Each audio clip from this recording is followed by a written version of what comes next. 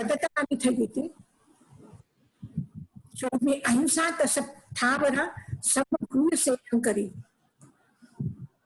અહીં આપણે એના પહેલા અહિંસા, અદત્તાદાન અને અપરિગ્રહ ત્રણ જોયા હતા. હવે પાછું થોડું અહિંસા ઉપર આવે છે. અહિંસા તથાવર સર્વભૂય ખેમમ કરી. આ ખૂબ જ મહત્વપૂર્ણ શબ્દ છે. સર્વભૂય, બધા જગતના સમસ્ત પ્રાણી, ભૂત એટલે પ્રાણી, જીવ, ખેમમ કરી, ક્ષેમ કરવા વાળી છે, કલ્યાણ કરવા વાળી છે. આપણે તમે જોયું હશે આ જે સુક્તિ વચન છે તો ઘણા લોકોના સ્લોગન થઈ ગયા છે. અને જે આપણા LIC ના જે છે એને પણ આ શબ્દ ઉપાડ્યું છે, યોગક્ષેમમ વહામ્યહમ. સંસ્કૃતમાં છે, યોગ અને ક્ષેમને અમે તમારું સંભાળી લઈશું એમ. તો ક્ષેમમ કરી, ખેમમ કરી, ક્ષેમનું પ્રાકૃતમાં થઈ ગયું ખેમમ કરી. સર્વભૂતના કલ્યાણ કરવા વાળી. કોણ કોણ સર્વભૂતમાં આવે? તસ્થાવર, ત્રસ અને સ્થાવર, બધા જ જીવો માટે અહિંસા સર્વભૂય ખેમમ કરી. બધા જગતના પ્રાણીઓ માટે, પછી એ ત્રસ હોય કે સ્થાવર હોય, બધા માટે કલ્યાણકારી છે. ખેમમ કરી, કલ્યાણ કરવા વાળી છે. હવે કલ્યાણ થાય તો કેવી રીતે કલ્યાણ થાય? હવે આપણે જેવી રીતે સ્ટાર્ટ થયું, એકબીજાને જોયું તો બધા મન હરખાઈ ગયા, કારણ કે પ્રસન્નતા છે, આનંદ છે, એકબીજાના કલ્યાણની કામના છે. તો એના લીધે શું થાય છે કે સર્વપાના ન હિલિયવા ન નિંદિયવા, કે બધા પ્રાણીઓની કોઈની પણ અહિંસા કલ્યાણકારી છે. એટલા માટે કોઈ પણ પ્રાણીઓની ન હિલિયવા, કોઈની અવહેલના નહીં કરો, કોઈનો અનાદર નહીં કરો, બધાને રિસ્પેક્ટ આપો. ન નિંદિયવા, એની નિંદા નહીં કરો. આપણે કહીએ કે નહીં, કોઈ ખોટું કરતા હોય, કોઈ ખરાબ કરતા, જે સાચું છે કેવું જોઈએ ને. અને ભગવાન શું કે છે? અને આપણે સારું શબ્દમાં કહીએ છીએ કે સત્ય છે, જે કેવું જોઈએ. અમે કઈ ખોટું થોડું કહીએ છીએ. આપણે ખોટું નથી બોલતા, એના પાછળ પણ આપણું શું છે કહેવાનો ઉદ્દેશ્ય? કોઈની નિંદા કરી કે કોઈનું ખરાબ બોલીએ, એના પાછળ ઉદ્દેશ્ય શું છે? શું કામ કોઈનું ખરાબ બોલીએ છીએ? યા તો એને આપણા માટે કઈ કીધું, એનું આપણા મનને ખોટું લાગ્યું એટલે આપણે ખોટું બીજાનું ખરાબ બોલીએ. મનમાં ખોટ આવે, મનને ખોટું લાગે, મનને દુઃખ થાય તો આપણે બીજાને દુઃખી કરવાની કોશિશ કરીએ, બીજાનો ખરાબ બોલવાની કોશિશ કરીએ. તો આપણા કલ્યાણ માટે જે છે એ નથી આપણે વિચારતા. ભગવાન મહાવીર જે કહે છે એ કહે છે કે સર્વ પાના ન હિલિયવા ન નિંદિયવા, કોઈ પણ પ્રાણીઓની આશાતના નહીં કરો, અવહેલના ન કરો. ન નિંદિયવા, એની નિંદા નહીં કરો. તમે કોઈ પણ શાસ્ત્ર હાથમાં લઈને જુઓ, અનેક એવા પ્રસંગ આવશે કે કોઈ રસ્તામાં માયા છે, કોઈ મહાવીરની ચર્ચા કરે છે, મહાવીરના શિષ્યો માટે કોઈ સારું કે છે, કોઈ ખરાબ કે છે, પણ તમે એક પણ વચન ભગવાન મહાવીરનું એવું નહીં દેખાડી શકો કે ભગવાન મહાવીર કોઈની નિંદા કરી છે, કોઈને ખરાબ કીધું છે. એક સામાન્ય માનવી હોય અથવા એમના પ્રરૂપેલા સિદ્ધાંતના વિપરીત કોઈની પ્રરૂપણા છે, તો પણ એનું પણ એને અનાદર કરીને કોઈ શબ્દનો પ્રયોગ નથી કર્યો.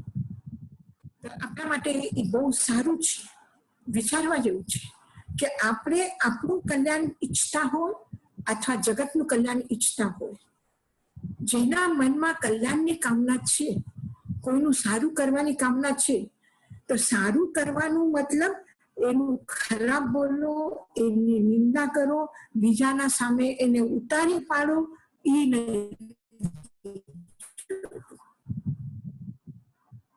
આપણે સારા શબ્દોના પડદા ઢાંકીને જે આપણે કઈ અંદરમાં ખરાબ ભાવ છે એને ઢાંકવાની કોશિશ કરીએ છીએ, તો એ નથી કરવી. જો કલ્યાણની કામના છે તો કોઈની અવહેલના નહીં કરો, કલ્યાણની કામના છે તો કોઈનો અનાદર નહીં કરો, કોઈને દુઃખી નહીં કરો, કોઈની નિંદા નહીં કરો. કારણ અહિંસા જે છે, અહિંસાનો મતલબ એક વ્યક્તિ અહિંસા ધર્મનું પાલન કરે છે, એક વ્યક્તિ અહિંસક છે, તો એનો વ્યવહાર કેવી રીતે ખબર પડે? અહિંસક વ્યક્તિની ઓળખાણ શું છે? તો અહિંસક ત્યારે એ અહિંસક છે કે જો એ બીજાની અવહેલના ન કરે, નિંદા ન કરે, અનાદર ન કરે. એટલે અહિંસા તસ્થાવર સર્વ ભૂય ખેમમ કરી, અહિંસા ત્રસ અને સ્થાવર બધા જ પ્રાણીઓનો કલ્યાણ કરવા વાળી છે. એટલે સર્વ પાના ન હિલિયવવા ન નિંદિયવવા, જગતના કોઈ પણ પ્રાણીની અવહેલના નહીં કરો અને એનું નિંદા નહીં કરો. પછી એની આગળની સુક્તિ પણ એ જ કહે છે, ન કયાવી મને ન પાવ એનમ પાવગમ કિંચિવી છાયવમ. ન કયાવી, ન કદાપી, કોઈ વખત પણ, મને ન મનથી, પાવએનમ પાવગમ કિંચિવી છાયવમ, કોઈ દિવસ કોઈના માટે મનમાં પાવગમ પાપકારી વિચાર ન આવવા જોઈએ, એનું ચિંતન નહીં કરવું જોઈએ. મને ન પાવેન પાવગમ પાપકમ પાપ પાવગમ કિંચિવી છાયવમ, કોઈ દિવસ પાપકારી વિચાર ન કરવા જોઈએ. ન કયાવી મને ન, કોઈ દિવસ મનથી, પાવએનમ પાવગમ પાપના વિચાર કોઈ દિવસ કોઈને ન કરવા જોઈએ, ખરાબ કોઈનું ન ચિંતવવું જોઈએ. વયે પાવી આવે પાવગમ ન કિંચવી ભાસિયવમ, અને વચનથી પણ કોઈ દિવસ કોઈનું ખરાબ, વયે વાણીથી, વાચાથી, વાણીથી, પાવી આવે પાવગમ ન કિંચવી ભાસિયવમ, એ ભાસિયવમ એટલે ભાષણ ન કરવું, બોલવું ન જોઈએ. કોઈ પણ પાપકારી અશુભ વાણીનો પ્રયોગ ન કરવું જોઈએ. એને મનથી ચિંતન ન કરવું જોઈએ અને વાણીથી કોઈનો ખરાબ નહીં બોલવું જોઈએ. ન કયાવી, કોઈ વખત પણ, કદાપી, બિલકુલ કોઈ વખત પણ નહીં, ભૂલથી પણ નહીં, મને ન મનથી, પાવએનમ પાવગમ કિંચિવી છાયવમ, મનથી પણ કોઈ દિવસ પાપકારી અશુભ વિચારો ન કરવા જોઈએ. વયે પાવ્યાએ પાવગમ ન કિંચવી ભાસિયવમ, વચનથી પણ કોઈ દિવસ પાપકારી અશુભ વચન નહીં બોલવા જોઈએ. આપણે બીજા માટે બોલીએ કે આપણે બીજા માટે ચિંતન કરીએ અને એમ વિચારીએ કે એનું ખરાબ છે, એ ખરાબ છે, એને ખરાબને ખરાબ કીધું, એ બરાબર છે.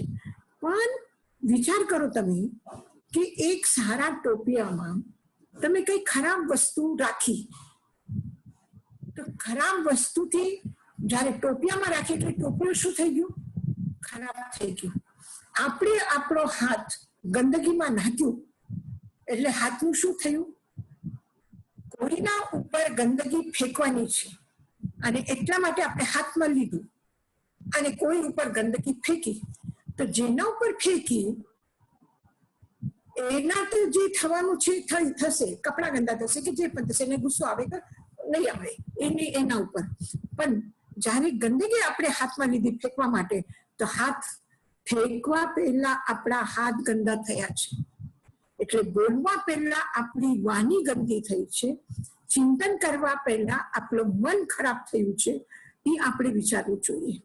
એને બીજાનું સારું નરસું પછી વિચારશું, પણ સૌથી પહેલા પોતાનું તો વિચારીએ કે એ કરવાથી આપણું મન પણ ગંદુ થાય છે, આપણી વાણી પણ ગંદી થાય છે, વાણી પણ ખરાબ થાય છે. એટલા માટે કીધું કે ન કયાવી મને ન પાવયે ન પાવગમ કિંચવી જાયવમ.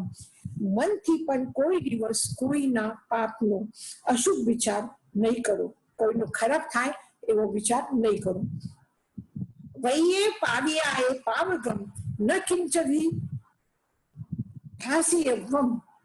વાણીથી પણ વૈયે વાણીથી પાવ્યાએ પાપકારી પાવગમ અશુભ ન કિંચવી ભાસિયવમ. કોઈના માટે પણ કોઈ દિવસ કોઈનું ખરાબ થાય એવું આપણે ન બોલીએ. એને શું કર્યું અને પછી મેં રિએક્ટ કર્યું એને બરાબર છે.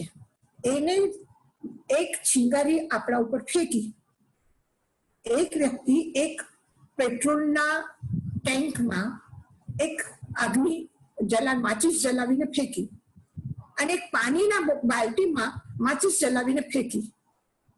ફેંકવા વાળાએ પાણીમાં પણ ફેંકી અને પેટ્રોલમાં પણ ફેંકી. પણ આગ ક્યાં લાગશે? આગ ક્યાં લાગશે? પાણીમાં નહીં લાગે, પાણીમાં બુઝાઈ જાય અને પેટ્રોલમાં લાગે.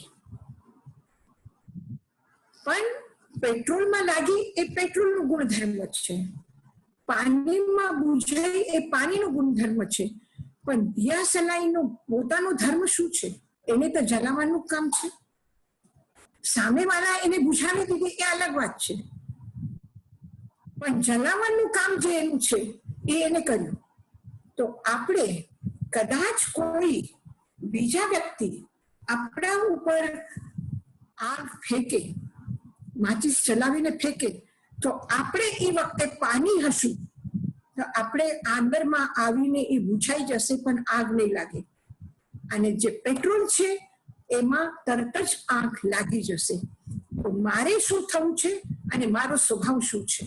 મારો સ્વભાવ આગ લગાડવાનું નથી, પણ મારો સ્વભાવ પાણી જેવું છે, ઠંડુ છે, શીતળ છે, અને એ આગને બુઝાવે છે, આગને જલાવતું નથી.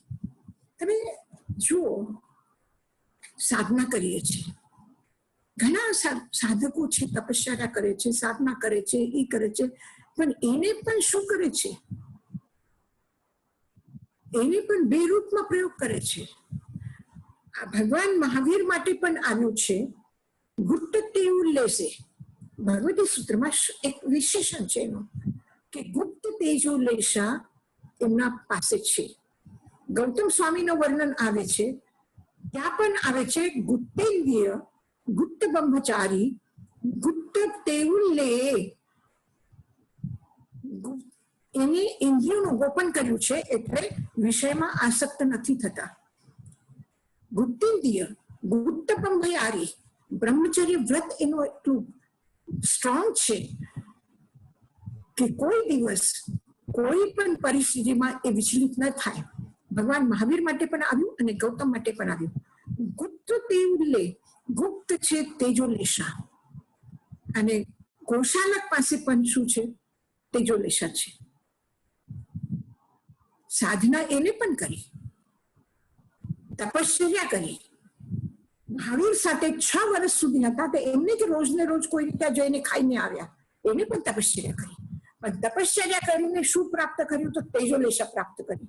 અને તેજોલ્લેસા પ્રાપ્ત કરનાર ભગવાન મહાવીર પણ છે, ગુરુ ગૌતમ પણ છે, અને ગોશાલક પણ છે. પણ એ તેજોલ્લેસાનો ઉપયોગ મહાવીર કેવી રીતે કરે છે, ગૌતમ સ્વામી કેવી રીતે કરે છે, અને ગોશાલક કેવી રીતે કરે છે? ગોશાલક બીજાના માટે તો કર્યું જ કર્યું, પણ જેમને ગુરુ સમજતા હતા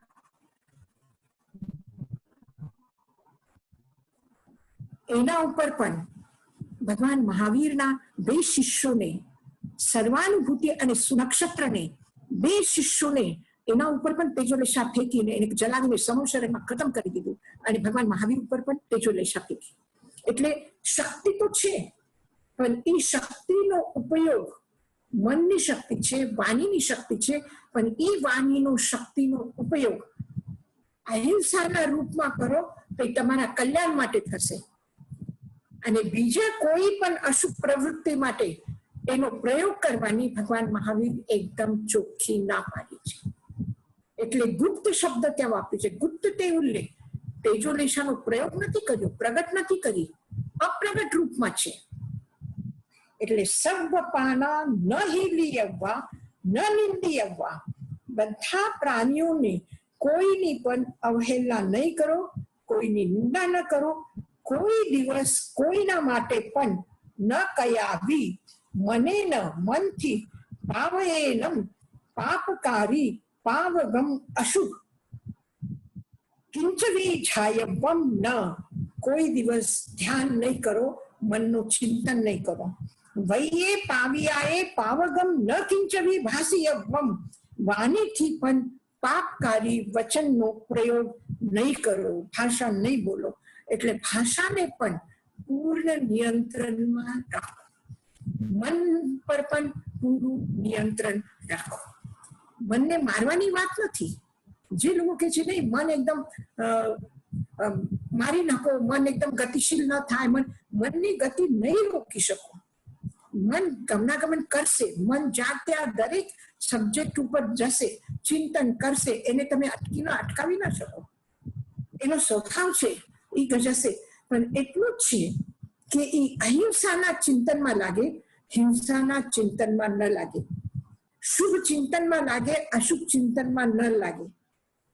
વાણીનો પણ એ ખૂબ મોટી શક્તિ છે, ખૂબ મોટી એનર્જી છે. જે વાણી મનુષ્યને મળી છે એ બીજા કોઈ પ્રાણીને નથી મળી. તો એનો પણ ઉપયોગ અશુભમાં નહીં કરો, પણ શુભમાં કરો. ભગવતી અહિંસા. યશોજી મહારાજ, મધ્યન વંદામી, ઇન કેસ કોઈ નેગેટિવ વિચાર આવી જાય તો ત્યારે શું કરવું? આપણે એને ડાયવર્ટ કરવાનું.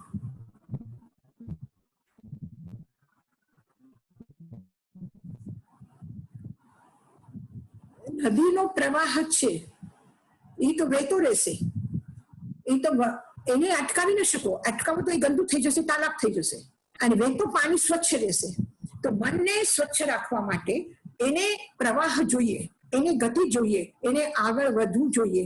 જો મનને મારવાની કોશિશ કરશો, મનમાં અંદર અંદર અંદર અંદર ખૂંચાઈને રહેશો, તો એ પણ અશુભને દબાવીને, જેવી રીતે એક ડસ્ટબિન છે, ડસ્ટબિનમાં તમે આજે ફ્રૂટ ખાધું, ડસ્ટબિનમાં એના છિલકા નાખ્યા. જ્યારે તમે હાથમાં લીધું ત્યારે સારું હતું, પછી એના ફ્રૂટનું બધું કચરું કાઢ્યું, એટલે છિલકા કાઢ્યા, કેળું હાથમાં લીધું અને કેળું ખાધું ને છિલકા શું કર્યું? ડસ્ટબિનમાં નાખ્યા. તો ડસ્ટબિનમાં ફેંકતી વખતે હાથમાં જ્યાં સુધી હતા ત્યાં સુધી તો તમને સારા હતા કે નહીં? તમે હાથમાં ઉપાડ્યું ને, અને 2-3 દિવસ પછી તમે ડસ્ટબિન ખોલો તો એ કેળાનું છિલકું જે ડસ્ટબિનમાં તમે તમારા હાથથી નાખ્યું છે, એ ડસ્ટબિનનો છિલકો હાથમાં પાછું લઈ શકશો? તમે નહીં લઈ શકો, એકદમ ગંદુ થયેલું છે એકદમ. તો એવી જ રીતે કોઈ પણ અશુભ વિચાર, કોઈ પણ ખરાબ ભાવના, કોઈ પણ વિકૃતિ, કોઈ પણ વિકાર, એને જો દબાવીને અંદર રાખશો તો એ ડસ્ટબિનનો કચરો થવાનું છે, વધારે ગંદુ થવાનું છે, વધારે ખરાબ હાલતમાં થશે. તો એને શું કરો? એને તમે ડાયવર્ટ કરો. ગંદુ પાણી છે તો એનો વહેતો કરો, ડાયવર્ટ કરો એને. જે બાજુથી જવાથી ફ્લડ આવે તો એ ફ્લડમાંથી રસ્તો એનો બદલાવીને જ્યાં જરૂરત છે ત્યાં એને લઈ જાઓ. ડેઝર્ટ એરિયામાં એ પાણી લઈ જાઓ તો એનો ફાયદો થશે. તો એ મનને રોકવાનું નથી, મનને કુંઠા નથી કરવી, ઢાંકીને નથી રાખવાનું, છુપાવીને નથી રાખવાનું, પણ એને વાળવાનું છે. આ વિધાનમાં જ્યારે બીજાના કોઈનો પણ ખરાબ વિચાર આવે મનમાં, તો તરત જ ત્યાં તમે જુઓ કે શું સારું છે, હું આ વ્યક્તિ માટે, આ જ વ્યક્તિ માટે શું સારું બોલી શકું છું.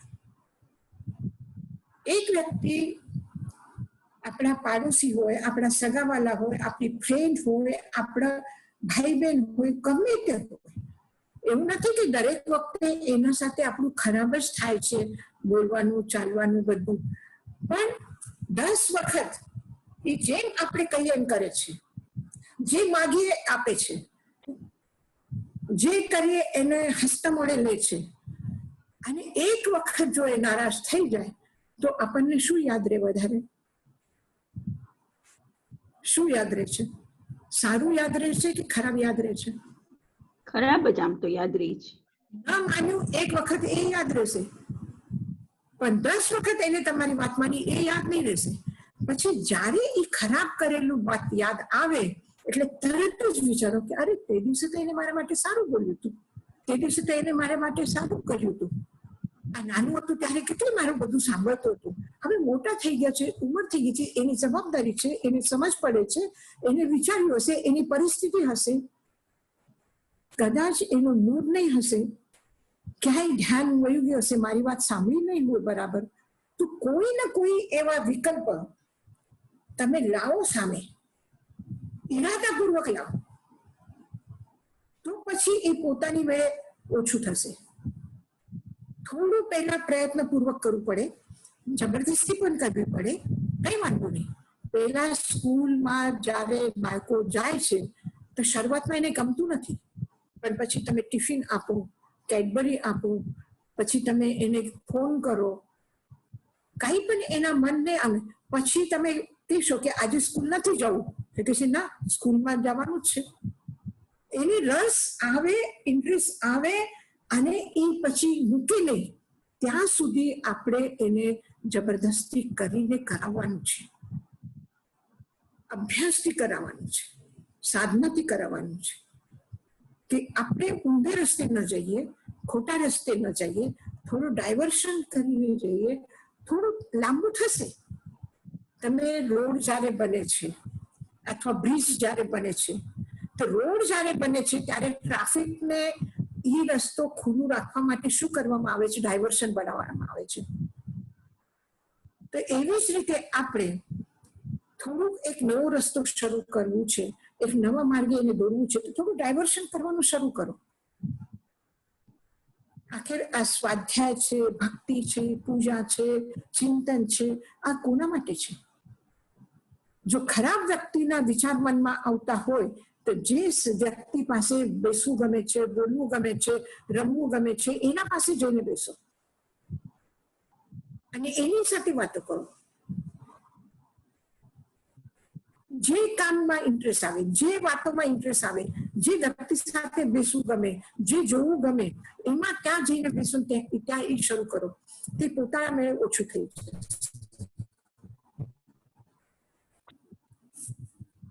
આ આપણે ગુલાબના ફૂલમાં ખાદ નાખીએ છીએ, પણ ખાદ કેવું છે? સારું છે દેખાવમાં, એની વાસ સુગંધ છે, એમાં કાંઈ નથી. પણ એ ગુલાબના પૌધામાં એવું ઉર્જા છે, એવી શક્તિ છે કે ખાદ લઈને સારા ફૂલો તમને આપે છે. એ ફૂલમાં સૌંદર્ય છે, એ ફૂલમાં સુગંધ છે. તો સંસાર તો ખરાબ જ છે, એ ખાદ છે. એનું ખાદની જેમ સંસાર લેવાનું છે, અને ખાદમાં પણ ફર્ટિલાઇઝર છે. એનો તમારે સારા ગુણોને વધારે વિકસિત કરવાની તાકાત છે સંસારમાં. એ ખરાબ છે કરીને છોડવાની કે ત્યાગવાની વાત નથી. એનો ઉપયોગ તમે કેવી રીતે કરી શકો? એક નાના પૌધાને પણ એટલી ખબર છે કે ખાદ લઈને સુંદર ફૂલો આપવાના એ કરી શકે છે, તો શું આપણે ન કરી શકીએ? આ તો એકેન્દ્રિય છે, આપણે પંચેન્દ્રિય છે. આપણા ચેતનાનો વિકાસ વધારે થયું છે, આપણા જ્ઞાનનો વિકાસ વધારે થયું છે, અને એ પોતાને સમજાવવાનું છે કે એક નાનો છોડ પણ આટલી સમજ રાખે છે, તો હું ન રાખી શકું? હું ન કરી શકું? મારે પણ કરીને જોવાનું છે. હું પણ કરી જોઈશ. અને જ્યારે મેડિટેશન કરું છું ધ્યાન કરો છો તો ધ્યાન શું છે? ધ્યાન તો ઉપશમ હોવાની વાત છે અને ઉપશમ સાધના છે. સ્પષ્ટ કલ્પસૂત્રમાં લખ્યું છે કે ઉપશમો સાધના, ઉપશમ કરવું એ સાધના છે. તમે ક્ષય નહીં કરી શકો, કઈ વાંધો નહીં, ઉપશમ કરો. ગંદુ પાણી છે પણ એમાં ફીટકડી ફેરવીને એ ગંદકી નીચે બેસી જાય અને ઉપર સારું પાણી આવી જાય, બસ આટલું પણ આપણે કરીએ. પૂરી ગંદકી ના હટાવી શકીએ, ભલે ને નીચે બેસે, પણ આટલું તો પહેલા કરીએ કે નીચે બેસી જાય. પછી આપણે ઉપર આવેલું સ્વચ્છ પાણી બીજા વાસણમાં લઈને એ શુદ્ધ પાણી આપણે અલગ કરીએ.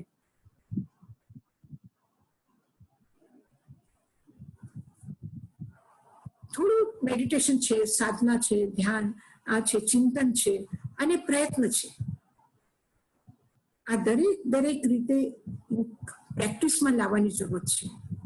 આ શબ્દો ભગવાનના શબ્દો આપણને વિસ્મરણ ન થવા જોઈએ. કોઈની પણ એક ખરાબ શબ્દ બોલ્યું, કોઈને કઠોર વચન બોલવામાં આવે તો તરત જ કઈ યાદ આવવું જોઈએ કે ન કિંચભી ભાષીયવમ, કોઈને ખરાબ નહીં બોલવું. ન નિંદીયવવા, કોઈની નિંદા નથી કરવી મારે. હજી સુધી મનને જેમ ફાવે એમ કરવા દીધું છે. એને કીધું જ નથી કે તારે નિંદા નહીં કરવાની, એને કીધું જ નથી કે તારે કોઈના માટે ખરાબ નહીં બોલવાનું. બીજા કોઈ કહેતા હોય તો આપણે એને સફાઈ આપી કે ના, જે છે એમ તો કેવું તો પડે ને. સાચું ના કહીએ તો કેવી રીતે ખબર પડે બધાને કે શું થયું શું નથી થયું? આપણે સફાઈ આપી છે, એને વેરીફાઈ કરીએ છીએ આપણી ભૂલને. આપણે તો એના કરતા સાધના છે, ધ્યાનમાં બેસો, આખા દિવસનું વિચારો. પ્રતિક્રમણ શું છે? આ શબ્દ બોલવાના એ પ્રતિક્રમણ નથી, પણ આખી રાતમાં શું વિચાર્યું એ સવારના ચિંતન કરો. સવારે આખથી લઈને સાંજ સુધીમાં શું કર્યું એ એક 10 મિનિટ પણ બેસીને એમ વિચાર કરો કે અરે આ શબ્દ મેં ખરાબ વાપર્યું, એના જગ્યા ઉપર હું કઈ બીજું શબ્દ વાપરી શક્યો હોત અને એ શબ્દ સારો વાપર્યું હોત તો આ પરિસ્થિતિ ન બનત. એ પોતાને જાતને આપણી એમાં બરાબર લાવવું પડશે, ત્યારે પોતાની મેળ થઈ જશે. અને થોડું અભ્યાસ કરવાનું, જો વધારે નહીં. એક વખત રસ આવી જશે પછી પોતાની મેળ થતું જશે. પછી તમને કેવું નહીં પડે, પછી આ શબ્દો એ યાદ રહેશે. આ શબ્દો બોલવું ન ભાષી આવવા, એ ભગવાનના શબ્દ આવી ધ્યાનમાં.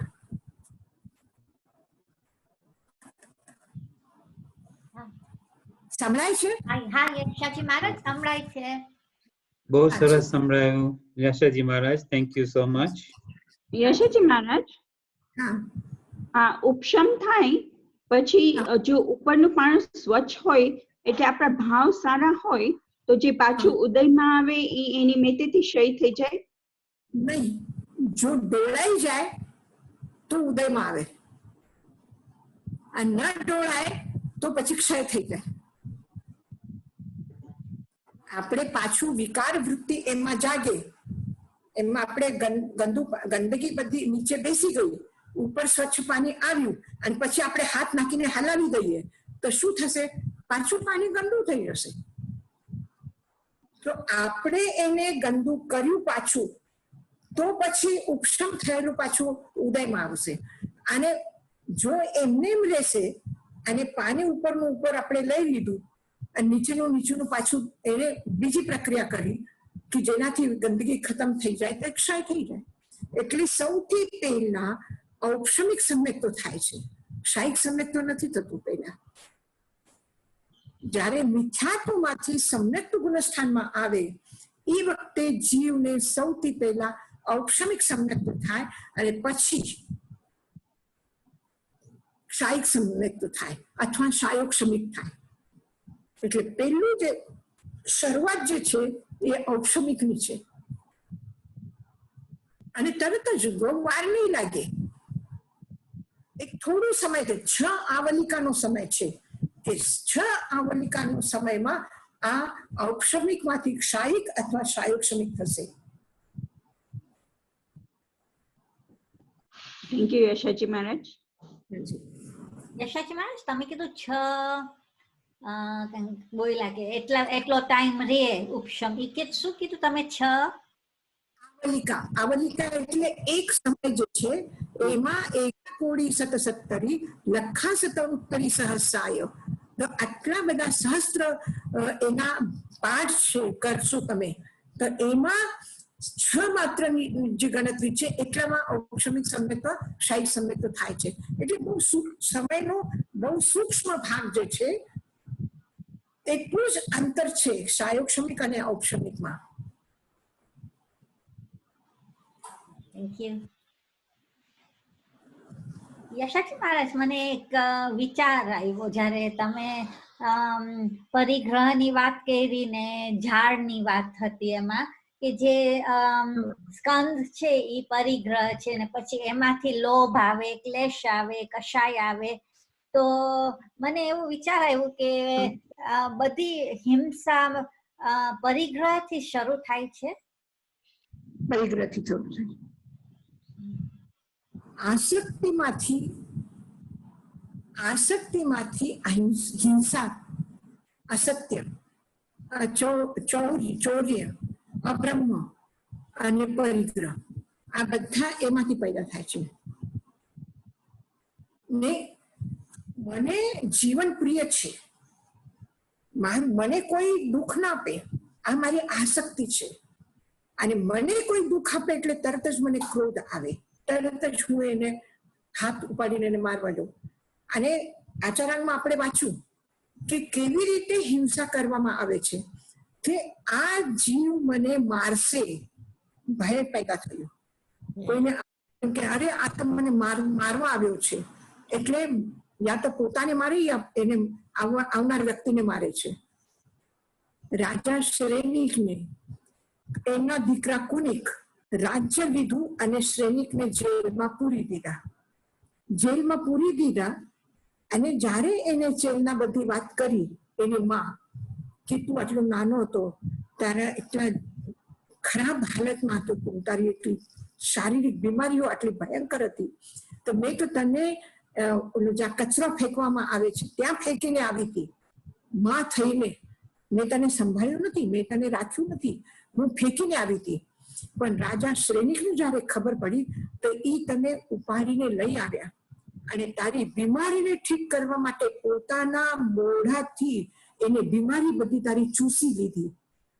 અને એવા પિતાને તે જેલમાં પૂર્યો છે. તો એને ખૂબ દુઃખ થયું અને એ પિતાને જેલમાંથી મુક્ત કરવા માટે ગયા અને હાથમાં કઈ શસ્ત્ર લીધું કે એનાથી દરવાજો તોડીને એને બહાર કાઢે એવી રીતે. તો રાજા શ્રેનિક જ્યારે જુએ છે કે કુનિક આવે છે અને એના હાથમાં કંઈક છે, એ વિચારે છે કે એ મને મારવા માટે આવ્યો છે. આટલા દિવસે મને જેલમાં પૂરી દીધું અને હવે એ મને મારી નાખશે. એટલે તરત જ એને શું કર્યું કે એના વીટીમાં, રાજા લોકોની એવી પરંપરા હતી કે એવું કે આપાતકાલિક સ્થિતિ આવે તો પોતાના જીવને ખતમ કરી નાખે. તો એવી રીતે એના પાસે હોય તો એને એ કાઢ્યું અને તરત જ મોઢામાં નાખી દીધું અને મરી ગયા. તો શું થયું? કોઈ મને મારશે એટલે હું મારું છું, એને મને માર્યું હતું એટલે હું મારું છું. એટલે અતીતમાં વિચાર કરે છે કે એને મને માર્યું હતું, હવે હું મારું એને, મને મોકો મળ્યો. અથવા ભવિષ્યનો વિચાર કરે છે કે એ મને મારશે, અથવા વર્તમાનનો વિચાર કરે છે કે એ મને મારે છે. તો મને મારે છે તો મને શું કામ મારે છે, મને ન મારવું જોઈએ, એ શું છે? જીવનની આસક્તિ છે. અને એ આસક્તિમાંથી હિંસા પેદા થાય છે. એ આસક્તિમાંથી કે આ કોઈને ખબર ન પડવું જોઈએ કે મારા પાસે આટલું છે, એને ખબર પડી, આ કોઈને બતાવી દેશે તો એને મારી નાખો.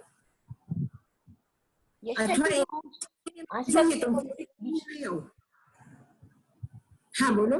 યશાજી મહારાજ, આસક્તિનો બીજો અર્થ શું થાય? Attachment. Attach. Okay, fine. Thank you. મમત્વ, આસક્તિ.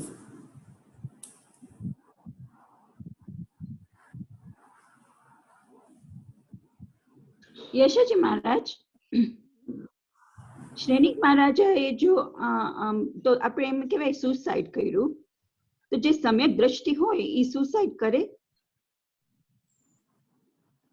ના, એના સમ્યક પ્રાપ્ત થયું એના પહેલા એના એટલા ભયંકર કર્મ હતા, તો સુસાઇડ શું, પણ નરકના બંધન એને બાંધ્યા હતા. શાયિક પછી થયું અને નરકના બંધન પહેલા બાંધ્યા. એટલે એવા ભયંકર વિચારો પણ આવી શકે છે, કારણ કે હવે એને મરીને ક્યાં જવાનું છે? નરકમાં જવાનું છે. તો જ્યારે નરકમાં જશે ત્યારે લાસ્ટ ટાઈમમાં એના જે ભાવ છે એ કયા હતા એ બહુ મુશ્કેલ છે. કેવું લગભગ જે આવતું ભાવ છે એ ભાવના જે ભાવો છે એ ભાવના ભાવો લાસ્ટ ટાઈમમાં આવે છે.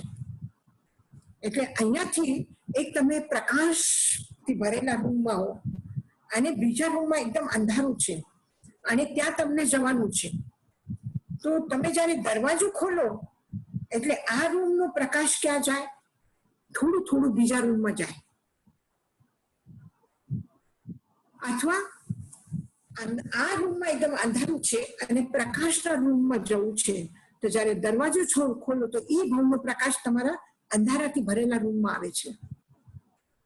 એટલે જે દ્વાર છે એ દ્વારમાં આ ભાવનો થોડો અસર અને બીજા આવતા ભાવનો થોડો અસર એવું રહે છે.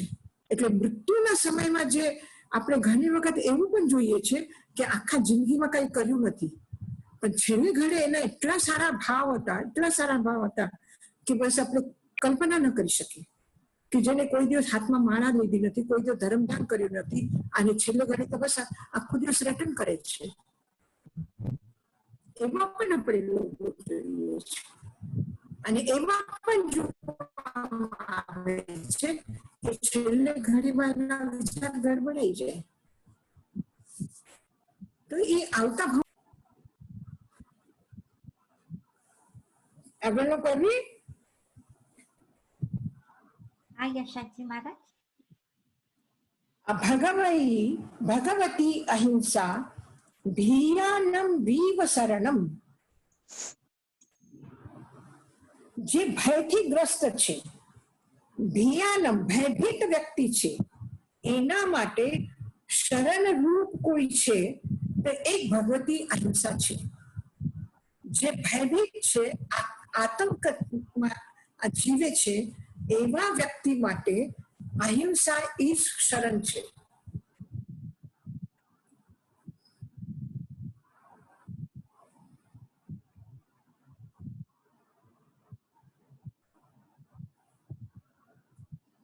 ભગવતી અહિંસા એના માટે એકમાત્ર શરણ છે, એકમાત્ર હિતકારી છે કે શું કરવું જોઈએ જ્યારે ભયગ્રસ્ત સ્થિતિ હોય ત્યારે શું કરવું જોઈએ, કે કોઈને મારવાના વિચાર આવે એના અપેક્ષા હું પોતાને બચાવું અને બીજાને પણ બચાવું. અહિંસાના ભાવ જ એના માટે કલ્યાણકારી છે, અહિંસાના ભાવ જ એના માટે હિતકારી છે. ભગવતી અહિંસા ભીયાનમ વિવ શરણમ. ભગવતી અહિંસા ભયભીત વ્યક્તિ માટે શરણરૂપ છે, શ્રેયસ્કર છે, કલ્યાણકારી છે. જેવી રીતે ઉપર કહ્યું હતું પહેલા કે સર્વભૂય ખેયમ કરી, દરેક પ્રાણી માત્ર માટે કુશલ મંગલ કરવા વાળી, કલ્યાણ કરવા વાળી છે અહિંસા. તો જ્યારે ભયભીત તમે થઈ જાઓ ત્યારે શું કરવું જોઈએ? ત્યારે પણ કલ્યાણ કરશે અહિંસા, કે ત્યારે પણ અહિંસા કલ્યાણ કરશે? એટલે જે અમૃત છે એ ગમે તે રીતે ગમે ત્યારે એ અમૃત જ રહેવાનું છે. જે મંગલકારી છે એ મંગલકારી જ રહેવાનું છે. યશોજી મહારાજ, ભગવતી અહિંસા એટલે શું? ભગવતી એટલે શું? ભગવતી એટલે ભગવત રૂપ. જેવી રીતે સત્યમ ખૂબ ભગવાન કીધું કે સત્ય એ જ ભગવાન છે, એવી રીતે અહિંસા ભગવાન છે. પણ ભગવાનનો સ્ત્રીલિંગ રૂપ શું થશે? કારણ કે અહિંસા શું છે? શબ્દ સ્ત્રીલિંગ છે. સત્ય નપુંસલિંગ છે, એટલે સત્યમ ખૂબ ભગવાન કીધું. સત્યમેવ જયતે. તો ત્યાં એનો સ્ત્રીલિંગ, પુરુષલિંગ, નપુંસલિંગ શબ્દ હોય ને એવી રીતે. તો એ ભગવતી અહિંસા, અહિંસા સ્ત્રીલિંગ શબ્દ છે. તો ભગવાન અહિંસા ના કહીને ભગવતી અહિંસા કીધું. જેવી રીતે મલ્લીનાથ માટે તમે ઘણી વખત જોશો કે ભગવાન મલ્લીનાથ તો છે જ, પણ શું કીધું? ભગવતી મલ્લી.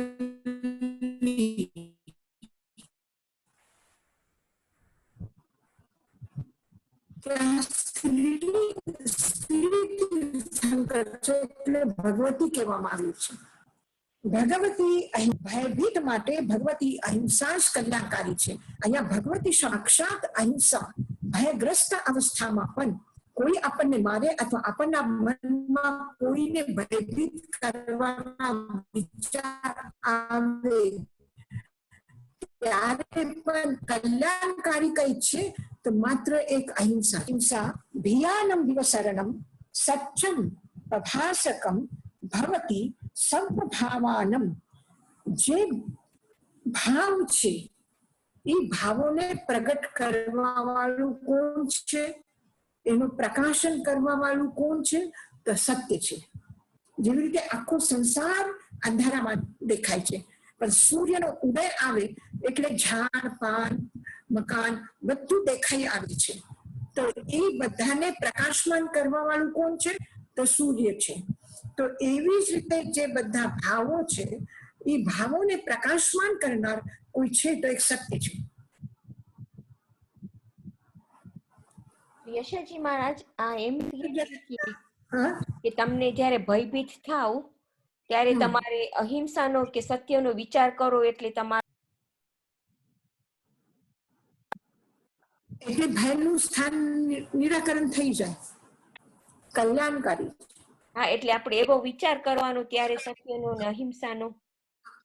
શું થાય છે કે કોઈ એવું સંકટ આવી જાય, કોઈનો આપણો ખરાબ સાંભળીએ તો ઘણી વખત આપણે સાંભળીએ છીએ ને કે એને એ સાંભળીને નુકસાન થયું, એ સાંભળીને હાર્ટ એટેક થઈ ગયો, ભયભીત થઈને જીવન થઈ ગયું. તો ઘણી વખત એવા પ્રસંગો આવે તો એ વખતે આપણે ભયભીત થઈએ તો જીવન આપણા હાથમાંથી વહી જશે. પણ ભયભીત ન થઈને પણ જો એ વખત પ્રભુનું સ્મરણ હોય કે અહિંસાના ભાવ હોય. હવે કલ્પના કરો કે આપણે હવે જંગલમાં છીએ, બેઠા છીએ અને અચાનક એક સાપ આવી જાય ખૂબ ઝેરીલો, તો આપણે શું એને મારવાનો વિચાર કરશું? ના, ભય લાગશે.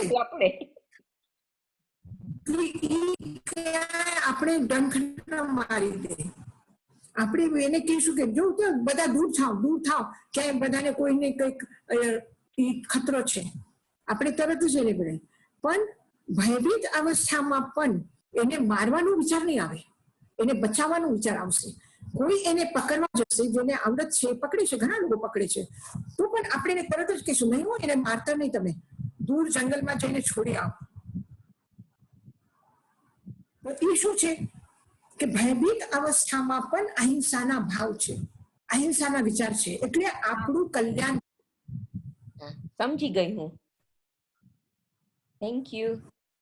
યશોજી મહારાજ, સોરી તમને ઇન્ટરપ્ટ કરું છું. સો ભગવતી અહિંસા આપણે એમ કહી શકીએ કે એ ભગવાનનું જ રૂપ છે, એવી રીતે કહી શકીએ ને? એકદમ કહી શકાય. ભગવાનના રૂપમાં જ આવ્યું છે. ભગવાન શબ્દ એટલા માટે જ આવ્યું છે કે આ ભગવત રૂપ. ભગવાન એટલે શું? કલ્યાણ કરવા વાળા. ભગવાન એટલે શું? ક્ષમા. Thank you. સત્યમ પ્રભાસકમ ભવતી સર્વભાવાનમ. બધા ભાવોને, બધા વિષયોને, બધા પદાર્થોને પ્રકાશિત કરવા વાળો સૂર્યની જેમ કોઈ છે તો એકમાત્ર સત્ય છે.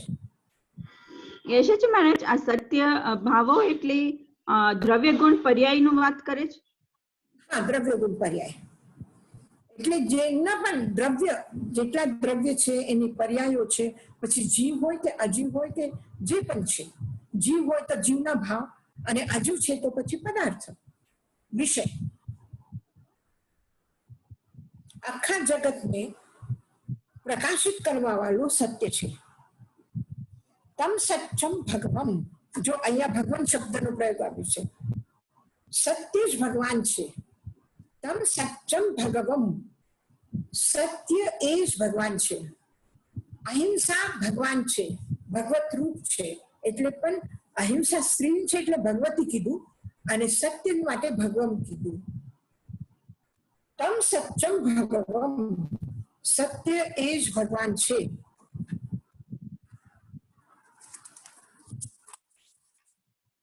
સત્યમ લોગમ્મિ સારભૂયમ ગંભીરતરમ મહાસમુદ્રાઓ.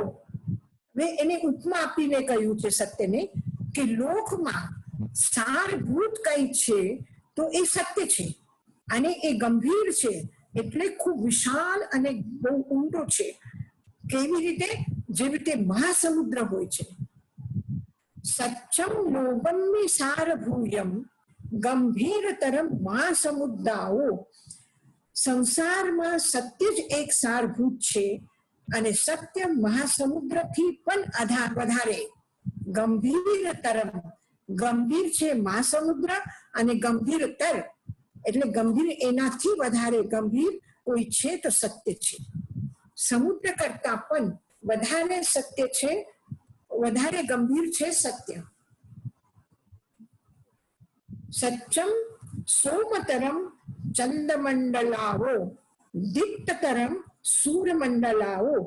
સત્ય એ સૌમ્ય છે એટલે તાપ નથી લાગતો, પ્રકાશ છે પણ તાપ નથી. એવું જે સૌમ્ય છે એ કોના જેવું છે? જેવી રીતે ચંદ્રનો મંડળ છે, જેવી રીતે સૂર્ય અને ચંદ્રના મંડળ એટલે આખું તારામંડળ, એ જેવી રીતે શાંત અને સૌમ્ય હોય છે. રાતના ચંદ્રમાં એક શાંતિ આપે છે. ખાસ કરીને આ વરસાદના ઉમસ પછી જ્યારે શરદ પૂનમનો ચાંદ હોય તો તરત જ એક અંધા વ્યક્તિ પણ કહી શકે છે કે આ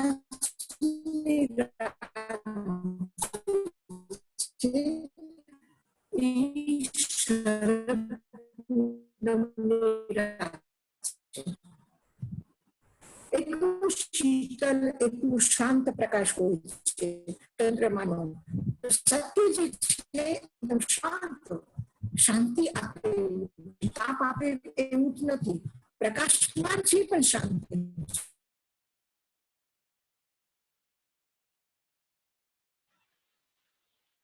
સાંભળ્યું હશે? હા બોલો બોલો. અરે મને પૂછવું શું હતું, કહેવા માંગો છો? લોકમાં સારભૂત છે? સત્ય કીધું. હા, હા, લોકમાં સારભૂત સત્ય કીધું, પણ લોકમાં અહિંસા બી સારભૂત નથી. તો કેમ સત્ય આટલું સ્ટ્રેસ કર્યું છે અહીંયા?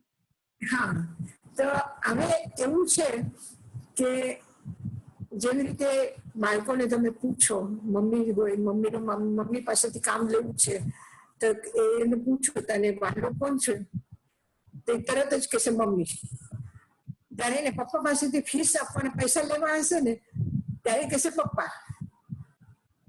તો જે સંદર્ભ છે જેના માટે આપણે લખી રહ્યા છે, આપણે જયારે તપ ઉપર લખશું ને તો એમ કહેશું કે તપ જ દુનિયામાં, સાધનામાં બધું સારભૂત કઈ છે તો તપ છે. જયારે અહિંસાની વાત કરશો તો અહિંસા સારભૂત છે. એટલે બધું સારભૂત તત્વો ભરેલા છે આ. પણ એમાં જયારે આપણે જેને ઉલ્લેખ કરીએ, આપણા દ્રષ્ટિથી આપણે જયારે એનો એ કરીએ, એટલે આખું ભગવાનની વાણી આખી સારભૂત છે, પણ એમાં અમુક જ વચન લઈને આપણે અત્યારે સ્વાધ્યાય કરી રહ્યા છીએ. તો આ સારભૂત છે સુસ્તિ ત્રિવેણીમાં, અને બાકી ભગવતી સૂત્રમાં કે પ્રશ્ન વ્યાકરણ સૂત્રમાં જે વિસ્તાર છે એ કઈ અસાર છે એવું નથી. પણ શું છે કે એક સમયની અપેક્ષાના દૃષ્ટિથી કે કેટલું સમય છે, અત્યારે વાર્તાઓ બરાબર ટાઈમ છે આપણા પાસે આટલું લાંબુ વાંચવાનું કે એના સાથે વાર્તા જો છે એ બધી લેવાની કરવાની, એ બધી જરૂરત છે આપણા પાસે ટાઈમ છે એટલું, આપણું ધૈર્ય છે એટલું કે આપણે એ ક્લિષ્ટ શબ્દોને પણ આપણે સમજી શકીએ. તો એ બધું વિચારીને જેની પ્રધાનતા છે, જેના માટે આપણે બોલીએ છીએ. હવે તમે નિશ્ચયની વાત જયારે કરશો તો એવી રીતે વાત કરવામાં આવશે કે જાણે નિશ્ચયનય બરાબર છે, વ્યવહારનય અસત્ય છે.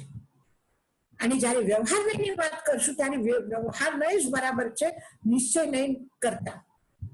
તો જે વિવેચન માટે જે વખતે જે વિષય, જે સબ્જેક્ટ એ આપણે કહી રહ્યા છીએ, પ્રરૂપણ કરી રહ્યા છે, અથવા કોઈને કયું ગમે, કોઈને કયું ગમે, કોઈને અહિંસા માટે વધારે માન હશે, કોઈને ભગવાન પાર્શ્વનાથ માટે વધારે શ્રદ્ધા હશે, કોઈને ભગવાન મહાવીર માટે હશે. તો આપણે વર્ષગરમનું પાઠ રોજ નિયમિત કરીએ તો એનું મતલબ એ થોડું છે કે આપણે ભગવાન મહાવીરની આરાધના કરીએ, એવું નથી. પણ આપણું ધ્યાન છે અત્યારે મારે વર્ષગરમ સ્તોત્રનું રટન કરવું છે કે જાપ કરવું છે, તો આપણે વર્ષગરમનું જાપ કરીએ.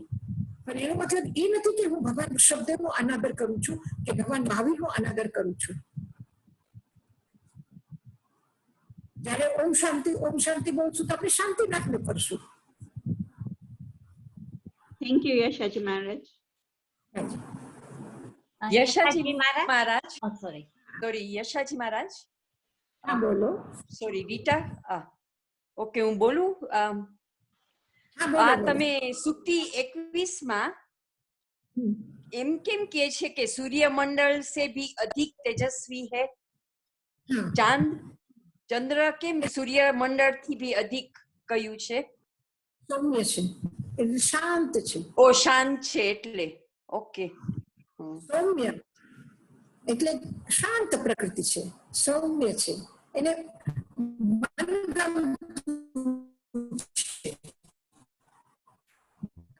પ્રકાશ પણ આનંદ છે. હા, સમજાઈ ગયું. છે છતાં પણ એ ગમે એવું છે. હવે સવારના સૂર્યોદય તમે જુઓ, ગમે સૂર્યની સામે, પણ બપોરના ટાઈમે તમે સૂર્યને જોઈ શકો? ના, નથી કરતી. આંખ આપણી કામ નથી કરતી, તો તાપ આપે છે. કરવું હોય તો ગમે છે.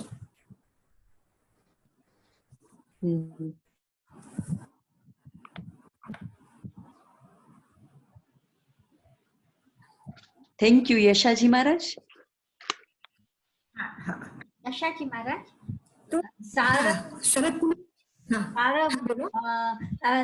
સુક્તિ નંબર 20 માં સારભૂત એટલે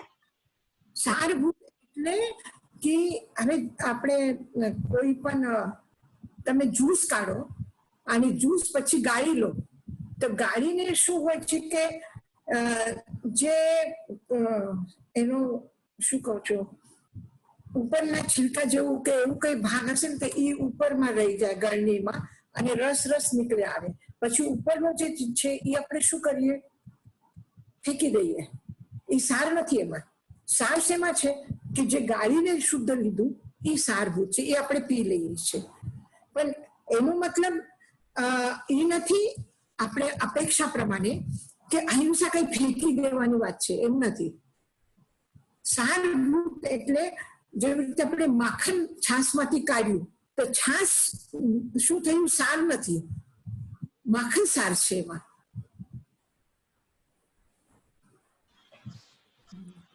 હવે આ પ્રશ્ન વ્યાકરણમાંથી તમે આટલી સુક્તિઓ લીધી છે, તો આટલી સુક્તિઓ સારભૂત છે, બરાબર છે, પણ બાકી બધું નિસ્સાર છે એવું નથી. એવી રીતે આપણે આશા નથી કરતા કે આ 46 સુક્તિ જે પ્રશ્ન વ્યાકરણની છે, તો પ્રશ્ન વ્યાકરણ તો મોટું શાસ્ત્ર છે, તો આટલું મોટા ભાગમાંથી ખાલી તમે 46 લીધી તો 46 સારભૂત છે, બરાબર છે, પણ બાકી બધું કામનું નથી એમ નથી.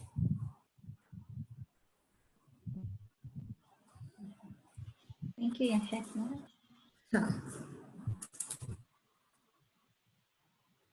સત્યમ ચ હિયમ ચ મિયમ ચ ગાહનમ ચ સચ્ચમ ચ હિયમ ચ મિયમ ચ ગાહનમ ચ સત્ય વચન બોલવું જોઈએ, બરાબર છે, પણ સત્ય વચન કેવા હોવા જોઈએ?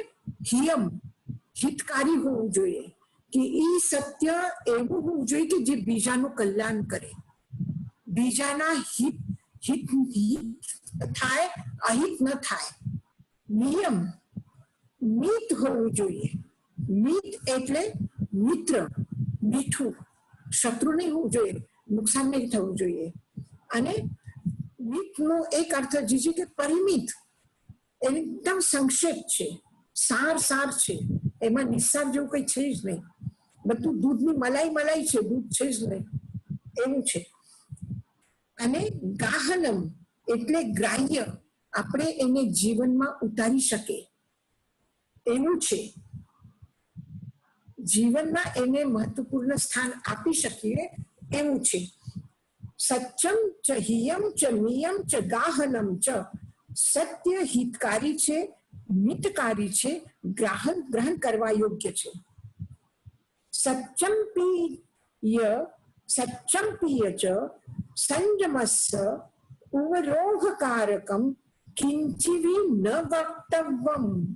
જો આગળ આવી ગયું, કેટલું બધું કમાલ છે કે જ્યાં તમને વિધાન કર્યું છે અને તમારા મનને ક્યાં પણ એવી શંકા પેદા ન કરવા દે એવા પ્રસંગો પર તમને, કટોકટીના પ્રસંગો પર આવીને તમે મૂંઝાઈ નહીં જાઓ, એના માટે પણ પાછું માર્ગદર્શન આપ્યું છે કે સત્ય જો સંયમસ્ય અવરોધકારકમ, સંયમ માર્ગને રોકવા વાળો હશે, અવરોધ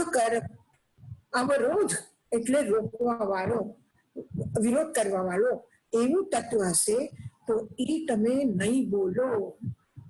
સત્ય છે પણ સંયમ માટે એ અવરોધક છે, તો કિંચિવી ન વક્તવ્યમ, તો પછી નહીં, એના માટે એક શબ્દ પણ નહીં બોલતા. હવે એના માટે આ સુક્તિને સ્પષ્ટ કરવા માટે એક દાખલો આપ્યો છે ભાષ્યમાં, કે સાધુ છે અને સાધુ ધ્યાનમાં બેઠા છે આંખ ખુલ્લી રાખીને, અને એ જયારે ધ્યાન કરતા હતા ત્યારે એના સામેથી એક બેન એકદમ દોડીને જતા હતા, એટલા તેજ ગતિથી જોડીને જતા હતા, અને એના પાછળ 4-5 એવા ભયાનક લોકો આવ્યા અને સાધુને પૂછ્યું કે શું તમે જોયું કોઈ બેન અહીંયાથી ગુજરી ગયા છે? તો સાધુ શું કરે? એ કહી દે કે હા, આ રસ્તે ગયા છે. એ જોઈને જ ખબર પડે છે કે એ બેન પોતાની જાન બચાવીને અથવા પોતાના શીલના રક્ષા માટે એના હાથમાંથી બચીને ભાગી ગઈ છે. એ વાતાવરણ એને બધું જોઈને ખબર પડી જાય છે. અને આ લોકોના ચહેરા, આ લોકોના હાવ ભાવ બધા જોઈને ખબર પડે છે કે આ ગુંડાઓ છે, એની પાછળ પડેલા છે. તો શું કરે સાધુ? શું કરે? મૌન વ્રત લીધું છે, અહિંસા વ્રત છે, સત્ય વ્રત છે. સત્યને એને પાલન કરવું જોઈએ, સાચું કહેવું જોઈએ. તો શું કરે? કહી દે કે આ બાજુથી ગયા છે? ના. પહેલા કીધું તમે મૌન રહો, તમે મૌન છે ને, ચૂપચાપ રહો, જુઓ તમે. અને જોયું કે ઓલા બધા એ જ રસ્તે જાય છે જે રસ્તેથી બેન ગયા છે. તો કે પછી મૌન તોડો, અને મૌન તોડીને ઓલા લોકોને આમ કહો કે આ રસ્તેથી નહીં, આ રસ્તેથી ઓલા રસ્તેથી ગયા છે, એના વિરુદ્ધ બીજી દિશામાં, એના વિરુદ્ધ બીજા રસ્તા ઉપર એને દોરો. તો શું કર્યું? ખોટું બોલ્યા. તો એ ખોટું બોલવું શું છે? પાપ લાગ્યું, પ્રાયશ્ચિત્ત કરવું પડશે સાધુને. એકદમ મૌન તોડ્યું, ખોટું બોલ્યા, પણ શા માટે? ઓલા બેનના સંયમની રક્ષા માટે, ઓલા બેનના પ્રાણની રક્ષા માટે. અને પોતાના અહિંસા વ્રતની રક્ષા માટે. તો કે છે કે જે સંયમ વિરોધી વાતો છે, જે સંયમના અવરોધક તત્વ છે, એવી પરિસ્થિતિ આવીને ઊભી થઈ જાય તો પછી સત્ય નહીં બોલવું જોઈએ. ન સત્યમ વક્તવ્યમ, પછી તમે ત્યાં સત્ય નહીં બોલો. જે સત્ય સંયમમાં અવરોધક છે એવું સત્ય નહીં બોલો. જે હિતકારી છે, જે પ્રમાણિત છે, મિત્ર રૂપમાં છે અને જે જીવનમાં ગ્રહણ કરવા જેવું છે એવું સત્ય ભગવાન છે. એવું સત્ય ચંદ્ર અને ચંદ્રથી વધારે સૌમ્ય છે, સૂર્યથી વધારે તેજસ્વી છે, સમુદ્રથી વધારે ગંભીર છે. યશોજી મહારાજ, હા જી. સત્ય અગ્રાહ્ય કેવું હોય? ફોર એક્ઝામ્પલ, અત્યારે મેં જે તમને આપ્યું. Okay okay, thank you. એને જો એને કહી દીધું કે આ રસ્તામાં ગયા તો આ સત્યગ્રાહ્ય અગ્રાહ્ય છે. અને એવા દાખલા ઇતિહાસમાં થયા છે. તમને ખબર છે આચાર્ય હેમચંદ્ર અને કુમારપાલ રાજા અને હેમચંદ્રની એવી ગુરુ શિષ્યની જોડી છે કે જેટલું આદરથી આચાર્ય હેમચંદ્રનું નામ લેવામાં આવે છે એટલા જ સન્માનપૂર્વક કુમારપાલ રાજાનું પણ આપણે નામ લઈએ છીએ. આપણે આરતીમાં પણ બોલીએ છીએ ને કે આરતી કરી રાજા કુમારપાલે. એને 2000 વર્ષ થઈ ગયા છે તો પણ આજે પણ કહીએ છીએ કે આરતી કરી રાજા કુમારપાલે. તો એને પણ યાદ કર્યું છે આરતીમાં. જ્યારે એકદમ નાનો હતો, બાળક હતો, ત્યારે એના પિતાનું સ્વર્ગવાસ થઈ ગયું. હવે પિતા રાજા હતા અને એ ગુજરી ગયા. તો કુમારપાલ હજી નાનો છે તો એને રાજ્ય કેમ સોંપવામાં આવે? એ રાજ્ય સંભાળી ન શકે. એટલે શું કર્યું? એના જે કાકા હતા એ કાકાને રાજ્ય આપ્યું અને કીધું કે જ્યાં સુધી કુમારપાલ હજી નાનો છે ત્યાં સુધી તમે રાજા, અને કુમારપાલ યોગ્ય થઈ જશે તો પછી કુમારપાલ રાજા થઈ જશે. એટલે ઉત્તરાધિકારી જે છે એ કુમારપાલ છે. તો કાકાને રાજ્ય આપ્યું, પણ કાકાના મનમાં ખોટ આવી કે થોડા દિવસ પછી આ યોગ્ય થશે અને રાજ્ય એને સોંપવામાં આવશે, પછી મારું શું? અને એને રાજ્ય મળશે તો મારા દીકરાનું શું? રાજ્ય મારા હાથમાંથી વયું જશે તો શું કરું હું? એને શું કર્યું? પોતાના વિશ્વસ્ત સૈનિકોને લોકોને બોલાવ્યા અને કીધું કે આ બાળકને તમે લઈ જાઓ અને ખતમ કરો એને.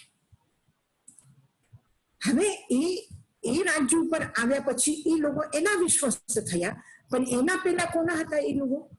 પ્રજા કોની? કુમારપાલના પિતા એટલા પ્રેમથી એટલું સારું રાજ્ય કર્યું હતું તો બધા લોકો એના પ્રતિ, અને કુમારપાલનો તેજ, કુમારપાલને જે પ્રેમપૂર્ણ બાળકનું જે રૂપ હોય છે એવું રૂપ હતું. તો બધા લોકોને એમ જંગલમાં તો લઈ ગયા રાજાના કહેવાથી, પણ એમના સામે એક પ્રશ્ન ઉભો થયો કે કેવી રીતે આ બાળકને આપણે ખતમ કરીએ? એના પિતાના અમારા ઉપર આટલા બધા ઉપકાર છે, એટલા બધા પ્રેમથી અમને રાખ્યા હતા, અને હવે એના જ દીકરાને અમે ખતમ કરીએ તો એ કેમ બને? શું કરીએ? મૂંઝાઈ ગયા. તો પછી ત્યાંથી વિહાર કરીને આચાર્ય હેમચંદ્ર આવતા હતા.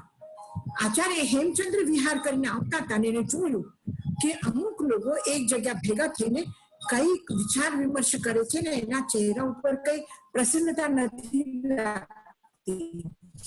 તો એ જઈને ત્યાં પૂછે છે લોકોને કે શું થયું? તમે કેમ મૂંઝાના છો? તમે શું કરો છો? તો એને કીધું, તો એ લોકો કીધું ગુરુ મહારાજ બહુ સારું થયું, તમે એકદમ યોગ્ય સમય ઉપર આવી ગયા, અમને આ ધર્મ સંકટમાંથી બચાવો અને અમને બચાવી લો. તો કે શું થયું? પણ તો કે આ કુમારપાલ બાળક છે અને એના કાકા રાજ્ય ઉપર રાજા બની ગયા અને એને કીધું એને મારી નાખ્યું, પણ અમારી હિંમત નથી થતી, તો તમે કઈ રસ્તો કાઢો. કે ઠીક છે, આ બાળક મને આપી દો. બાળકને લઈ લીધું, કુમારપાલને લઈ લીધું રાજા આચાર્ય હેમચંદ્ર, અને કીધું જાઓ તમે, પણ કે ઉભા રહો, તમે જાઓ છો, તમને પાછું રાજાની આજ્ઞા પાછી આપવાની છે, કેવું પડશે કે અમે મારીને આવ્યા છે, પણ કેતા નહીં.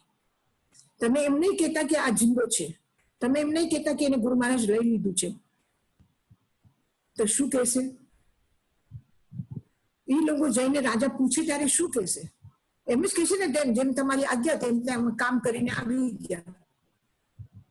એ કોને કીધું એને ખોટું બોલવાનું? કોને શીખડાવ્યું? ગુરુ મહારાજ શીખડાવ્યું. ગુરુ મહારાજ કીધું કે તમે કહેતા ને કે આ જીવતો છે હજી.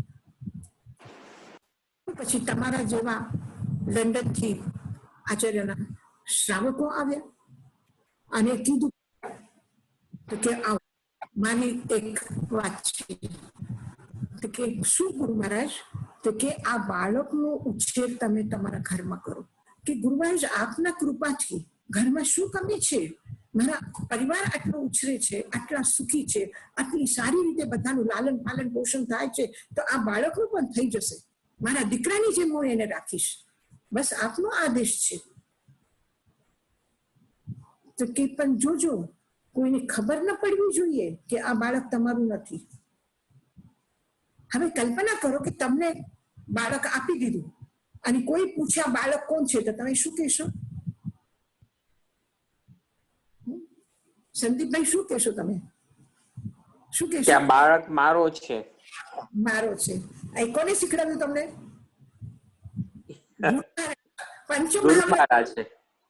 ગુરુ મહારાજ પંચમહાવ્રતધારી છે, સત્યનું વ્રત લીધું છે અને એમના શ્રાવકો 12 વ્રતધારી છે. અને એ શ્રાવકોને એ કહે છે કે તમે કહેતા નહીં કે આ બાળક મારું નથી. અને જ્યારે આ કુમારપાલની જાન બચાવી, જ્યારે એને મોટો કર્યો અને પછી એને રાજ્ય સોંપ્યું, એમને કે દીક્ષા આપી દીધી કે જોયું કે ગુણ રાજ્ય કરવાના છે અને રાજ્ય અમારીની ઘોષણા કરી. અમારીની ઘોષણા એટલે આખા ગુજરાતમાં હિંસા નહીં થાય, કતલખાના નહીં ચાલે, પશુ બલિ ન થાય.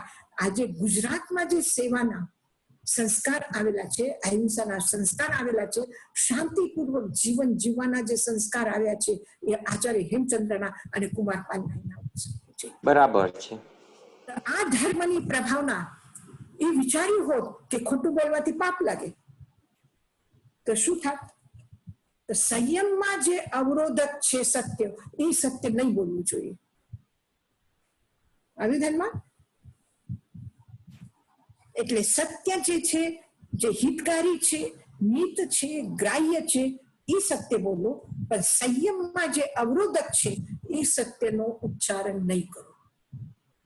થોડા ગંભીર. સત્ય ગંભીર છે, સત્યને છુપાવવાની પણ જરૂરત છે. હા બોલો. યશજી મહારાજ, અહીંયા સંયમનો મીનિંગ જરાક જુદો થાય છે ને. સંયમ એટલે અહિંસાનું પાલન. મેન વ્રત 12 વ્રતમાં 12 વ્રત લીધા એટલે સંયમ લીધું. અનુવ્રત લીધું તો પણ સંયમ છે, મહાવ્રત લીધું તો પણ સંયમ છે.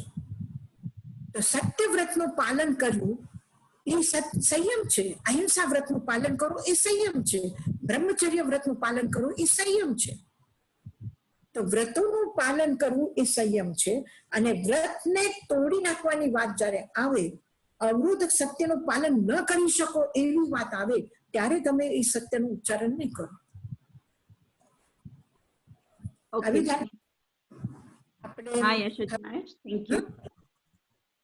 હા, હવે પાછા આપણે પર્યુષણ મળશું ક્લાસમાં. પર્યુષણમાં પ્રવચન મળશું.